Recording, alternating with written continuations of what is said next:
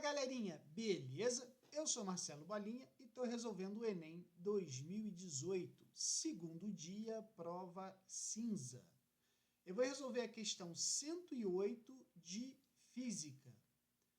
A questão fala assim: as pessoas que utilizam objetos cujo princípio de funcionamento é o mesmo das alavancas aplicam uma força chamada de força potente em um dado ponto da barra, para superar ou equilibrar uma segunda força, chamada força resistente, em outro ponto da barra. Por causa das diferentes distâncias entre os pontos de aplicação das forças potente e resistentes, os seus efeitos também são diferentes. A figura mostra alguns exemplos desses objetos: alicate, pinça, quebra-nozes, carrinho de mão, abridor de garrafa, né? Em qual dos objetos a força potente é maior que a força resistente? Então, galera, para a gente fazer essa questão, a gente tem que ter um conhecimento de alavancas. E aí eu coloquei o seguinte resuminho para a gente falar de alavancas. Bom, os três tipos de alavancas que existem são as interfixas, as interresistentes e as interpotentes.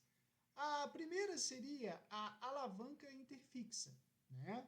Onde o ponto de apoio fica entre os pontos onde se aplica a força potente e o ponto onde se encontra o peso do objeto a ser movido. Por exemplo, a gente pode ter o alicate, a tesoura, certo? A alavanca interresistente, a força-peso é aplicada entre o ponto de apoio e a força potente. Então, como exemplo, a gente tem aí o carrinho de mão, o quebra-nozes, um abridor de garrafa, isso tudo aí seria um exemplo de alavanca interresistente. E, por último, a alavanca interpotente. O ponto de aplicação da força potente está localizado entre o ponto de apoio e o ponto onde atua a força-peso do corpo a ser movido.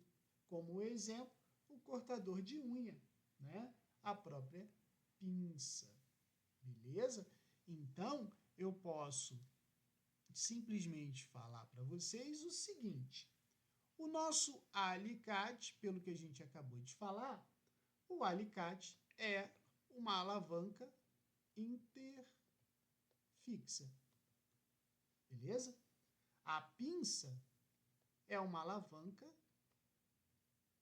interpotente. Certo? O carrinho de mão, como a gente viu, né, ele é uma força interresistente.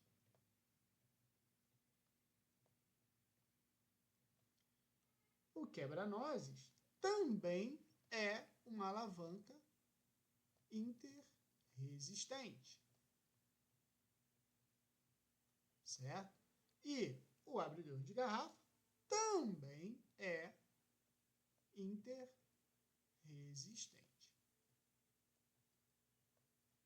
Então, depois que eu falei tudo isso a respeito das alavancas, a gente tem que lembrar o seguinte: quando a gente fala em alavanca, os torques da força potente e da força resistente têm os módulos iguais. O que isso significa? Isso significa que, se, por exemplo, eu tenho uma barra, né? Essa barra está com um ponto de apoio aqui, certo? Se do lado de cá eu fizer uma força resistente, do lado de cá eu tenho uma força potente.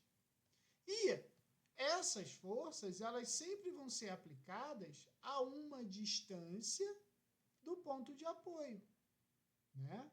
Então, imagina o seguinte: eu posso dizer que a força resistente vezes a distância é igual à força potente vezes a distância, certo? Aí, se a gente for analisar cada um desses 5 exemplos, tá? Na pinça, o braço da força potente é menor que o braço da força resistente, certo? Logo, a força potente, ela é maior que a força resistente. Então, dos objetos que a gente tem, o que vai ser a resposta, né? O objeto onde a força potente é maior que a força resistente, só pode ser a pinça, beleza? Espero ter ajudado. Se tiver dúvida, deixe nos comentários que eu te respondo. Abraço!